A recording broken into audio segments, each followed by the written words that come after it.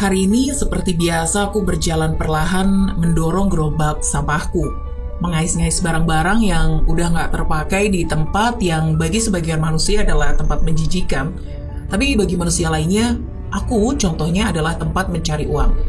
Sampah-sampah yang aku cari adalah jenis sampah yang memiliki kemungkinan untuk bisa didaur ulang. Dan seperti hari-hari sebelumnya, aku menyibukkan diri dengan sampah-sampah yang bertumpukan.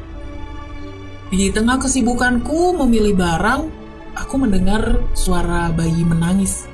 Aku terkejut. Bagaimana aku tidak terkejut? Aku sedang berada di tempat yang menjijikkan, dan di tempat kotor seperti ini kok bisa ada suara bayi? Bukankah bayi seharusnya berada di tempat yang hangat dan juga bersih, bukan dingin, kotor, dan bau seperti ini? Karena penasaran, aku putuskan mencari sumber suara bayi yang menangis itu. Setelah berusaha mencari kesana kemari, aku temukan seorang bayi mungil terbalut kain di dalam sebuah kardus yang terletak di tumpukan beberapa sampah plastik. Terlantar di pinggir jalan, aku merasa sangat sedih melihat kondisi bayi itu. Keadaan bayi ini sangat lemah. Di mana orang tuanya? Kenapa mereka tega ngebuangnya? Apa salah bayi ini? Setelah puas berperang dengan pikiranku sendiri, aku putuskan untuk bawa bayi ini.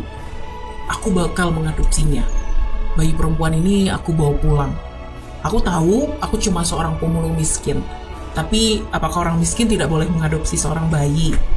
Yang aku pikirkan saat itu, aku menemukan seorang bayi adalah bayi itu akan mati jika aku nggak menyelamatkannya dan membawanya ke rumah. Dia akan menjadi adik untuk anak perempuanku di rumah.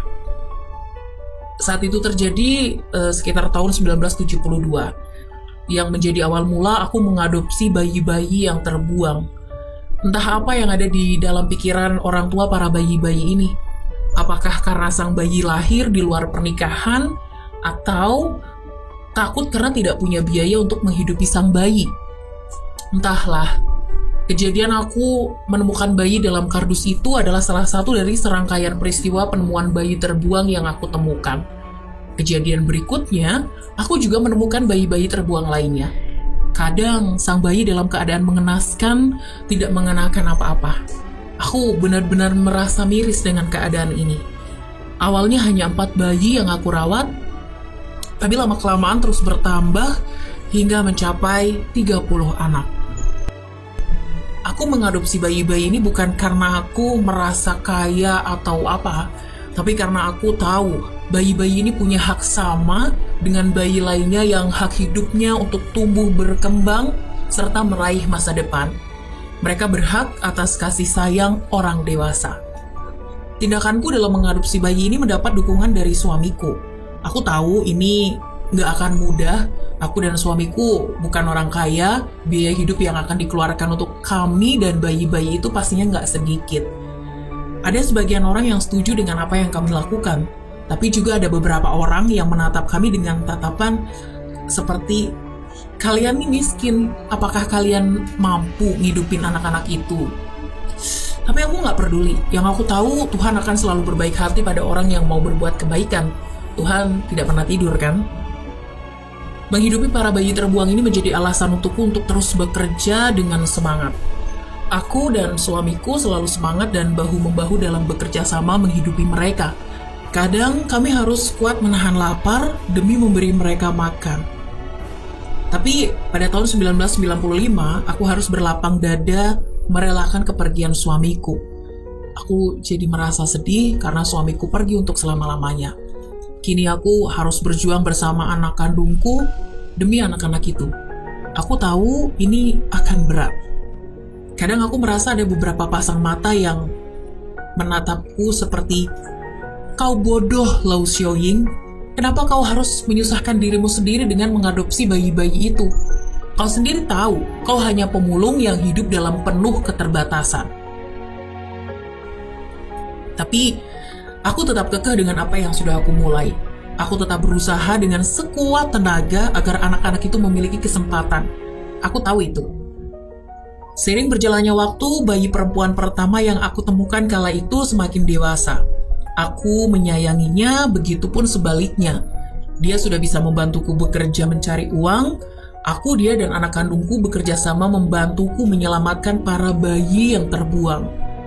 Jujur, aku masih nggak mengerti kenapa orang-orang tega meninggalkan bayi selemah itu di jalan. Bagiku, bayi-bayi itu adalah makhluk hidup yang berharga. Mereka seharusnya mendapat kasih sayang dan cinta. Meskipun aku sudah tua, aku tidak begitu saja mengabaikan para bayi itu dan membiarkan mereka mati di tempat sampah. Mereka terlihat sangat manis dan sangat membutuhkan.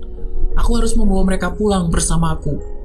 Itulah yang aku pikirkan saat aku melihat para bayi terbuang itu tergeletak lemah di jalan. Bayi-bayi terbuang yang dulu aku adopsi kini saling tumbuh dan berkembang, saling menjaga dan merawat satu sama lain. Bahkan, ada yang diadopsi oleh keluarga yang lebih mampu. Tidak semua bayi yang kutemukan dan aku rawat akan terus bersamaku hingga dewasa, kan? Sudah kubilang, mereka berhak atas kesempatan untuk hidup yang lebih baik.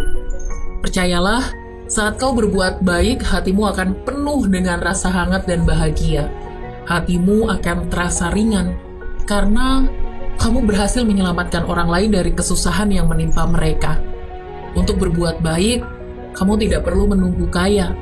Jadilah baik untuk dirimu sendiri sesulit apapun hidup yang kamu jalani.